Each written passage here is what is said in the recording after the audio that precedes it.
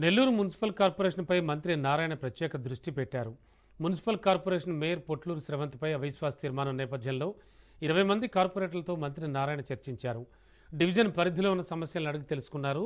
నగరంలో పెచ్చురిల్లుతోన్న డ్రగ్స్ను కట్టడి చేసేందుకు కీలక నిర్ణయం తీసుకున్నారు. ఆ దిశగా గంజాయికి వ్యతిరేకంగా పోరాడతామని కార్పొరేటర్లతో మంత్రి పొంగూరి నారాయణ ప్రమాణం చేయించారు.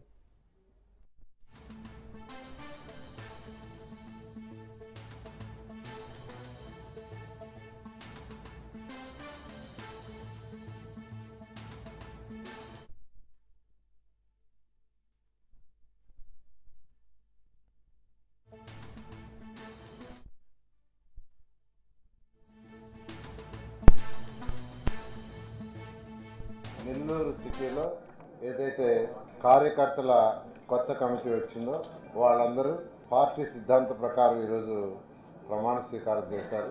ఈరోజు నెల్లూరు సిటీ తీసుకుంటే గత ఎలక్షన్లో 2024 ఎలక్షన్లో 73,400 మెజార్టీతో నన్ను గెలిపించడం జరిగింది.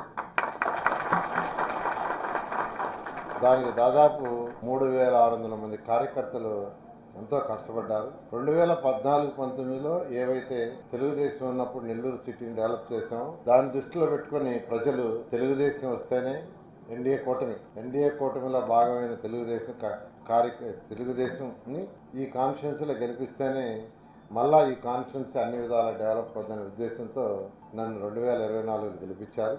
గెలిపించిన మాట ప్రకారం ప్రజలు ఏదైతే ఆ రోజు ఎలక్షన్లో నెల్లూరు ఎలా డెవలప్ అవుద్దని కోరుకున్నారో ఆ విధంగా ఈరోజు అటు కార్యకర్తలు కావచ్చు, కార్పొరేటర్లు కావచ్చు, ప్రజలకు ఏది కావాలో వాటిని 1 by 1 చేసుకుంటూ వస్తున్నారు. ఖజానా ఖాళీ అయిపోయినా ముఖ్యమంత్రి గారికి ఉన్న అపారంతో ఈరోజు రాష్ట్రాన్ని ముందుకు తీసుకుపోతున్నారు.